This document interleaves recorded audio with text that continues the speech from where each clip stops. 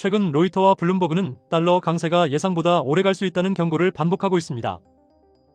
외국인들의 미국 국채 보유액은 2025년 11월 기준 사상 최고치로 집계되었고, 같은 데이터에서 미국으로 들어온 전체 해외자금 순유입도 큰 폭의 플러스로 전환된 흐름이 확인됩니다. 흥미로운 건 모두가 사는 가운데 중국의 미국 국채 보유만이 2008년 이후 최저치까지 내려갔다는 점입니다. 즉, 달러로 도망간다가 아니라 누가 미국 질서 안에 남고 누가 밖으로 밀려나는가가 동시에 벌어지고 있는 겁니다.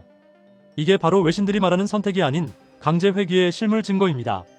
여기서 문제는 이것이 단순히 미국 경제만의 이야기가 아니라 그 여파로 대한민국은 선택하지 않았지만 막대한 비용을 치르게 된다는 점입니다.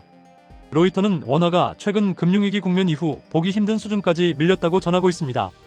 이에 따라 한국 정부는 외환시장 쏠림이 원화를 더 약하게 만들 수 있다고 경고하면서도 규제 강화에는 신중한 태도를 보였습니다. 미국 재무당국도 최근 원화 약세가 한국의 펀더멘털과 맞지 않는다는 취지로 언급했습니다. 즉, 한국은 약해서 맞는 환율이 아니라 질서 안에서 버텨야 하는 환율을 비용으로 떠안는 구조에 들어가고 있는 겁니다. 결국 지금의 고환율은 달러가 강해진 게 아니라 세계가 어느 질서에 붙을지를 다시 고르는 과정입니다. 환율은 이제 돈 그 자체의 가치가 아니라 자본이 숨는 자리의 좌표가 됐습니다. 여기에서 이상한 점은 고환율 그 자체가 아니라 고환율이 정상화되지 않고 오래 버틴다는 점입니다.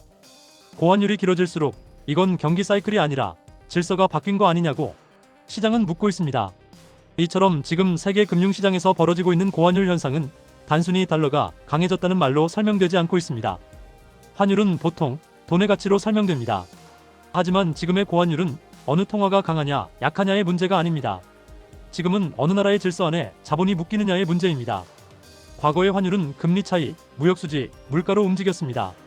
하지만 지금의 환율은 안전, 정치, 생산, 전쟁 가능성까지 포함한 질서의 선택으로 움직이고 있습니다. 그래서 달러는 더 이상 단순한 결제 수단이 아니라 질서에 접근할 수 있는 입장권에 가까워지고 있습니다. 위험이 커질수록 자본은 수익을 보지 않고 살아남을 자리를 고릅니다. 그리고 지금 그 자리는 미국이 설계한 질서 안으로 고정되고 있습니다. 미국은 금리를 통해 돈을 조절하는 것이 아니라 금리를 통해 돈이 움직일 방향을 강제하고 있습니다. 달러 강세는 시장의 우연한 결과가 아닙니다.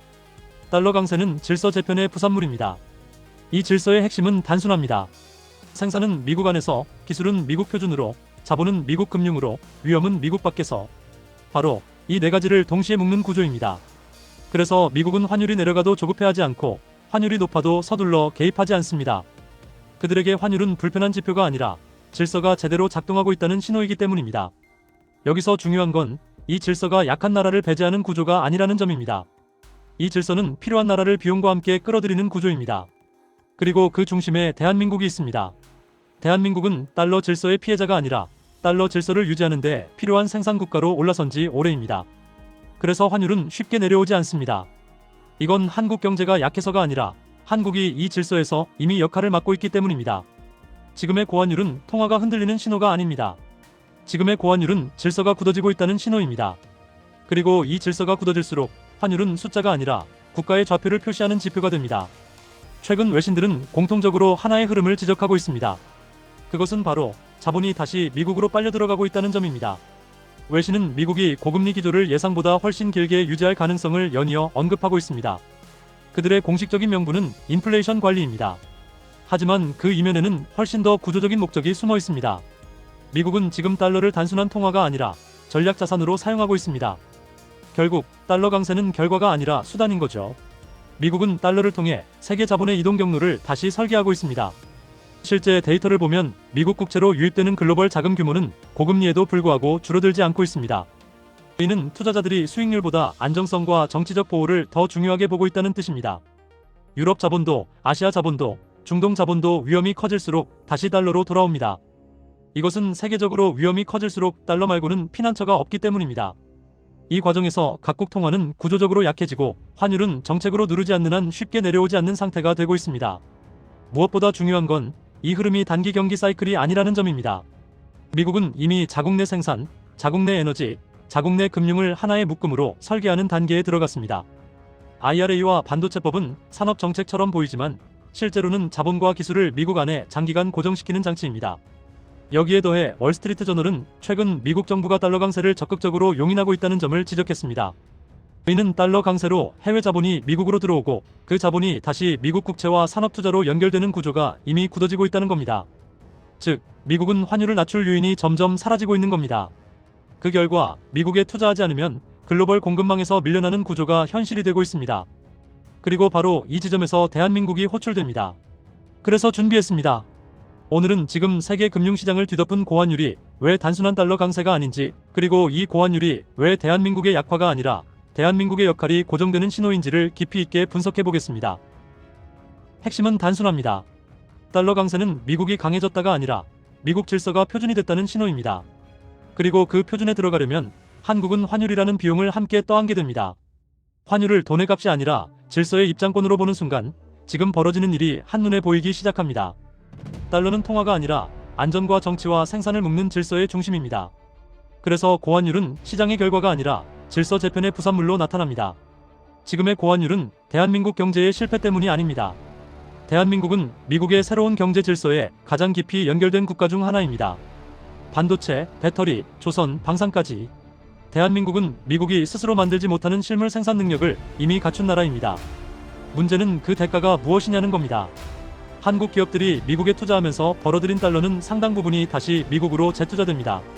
즉, 달러를 벌지만 달러가 국내 금융 시스템에 충분히 축적되지 않는 구조인 거죠.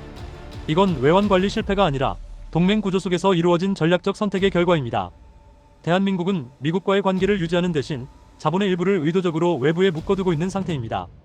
그래서 환율은 경제 체력과 무관하게 쉽게 내려오지 않고 있습니다. 여기에 지정학적 리스크가 더해집니다. 한반도는 세계에서 몇 안 되는 전쟁 가능성이 상존하는 지역입니다.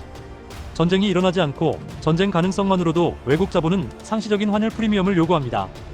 그 결과 대한민국은 기초 체력에 비해 항상 비싼 환율을 감당해야 하는 특이한 구조를 갖고 있습니다. 하지만 이걸 단순한 위기로만 볼 수는 없습니다. 고환율은 수출국에게 분명한 양날의 검입니다. 대한민국은 여전히 수출로 먹고 사는 나라입니다. 특히 방산과 조선, 중공업 분야에서는 환율이 곧 경쟁력이 됩니다. 최근 몇 년간 한국 방산 수출이 급성장한 배경에는 환율 환경이 함께 작용했습니다. 즉, 대한민국은 약해진 나라가 아니라 비싼 책임을 지불하고 있는 나라에 가깝습니다. 다시 말해 미국 중심 질서에서 빠질 수 없기 때문에 환율이라는 부담을 함께 떠안고 있는 겁니다. 미국이 금리를 급격히 내리지 않는 한 고환율 구조는 상당 기간 유지될 가능성이 큽니다. 대한민국이 선택할 수 있는 길은 두 가지입니다. 하나는 미국 중심 질서에 더 깊이 들어가 안정성과 역할을 확보하는 길입니다. 다른 하나는 산업과 금융의 일부를 다변화해 환율 의존도를 점진적으로 줄이는 길입니다. 어느 쪽이든 공짜는 없습니다. 중요한 건 지금 이 상황을 단순한 위기로만 규정할 것인지 아니면 대한민국의 좌표가 바뀌고 있다는 신호로 읽어낼 것인지입니다. 대한민국은 지금 선택의 부담을 지는 위치에 서 있습니다. 환율은 숫자가 아니라 대한민국의 좌표입니다. 그 좌표가 바뀌면 역할이 바뀌고 역할이 바뀌면 부담이 생기고 부담은 결국 선택을 강요합니다. 한국은 지금 버티는 환율과 함께 버티는 역할을 맡은 상태입니다. 지금의 이 고환율은 위기일까요? 아니면 그만큼의 비용을 지불해야 하는 대한민국의 역할일까요? 여러분은 이 영상을 어떻게 보셨나요? 이 영상이 여러분의 생각에 조금이라도 도움이 되셨다면 구독과 좋아요로 함께 해주세요. 여러분의 의견 댓글로 남겨주세요. 끝까지 시청해주셔서 감사합니다. 다시 뵙겠습니다. 이상 데일리 미니스토리였습니다. 감사합니다.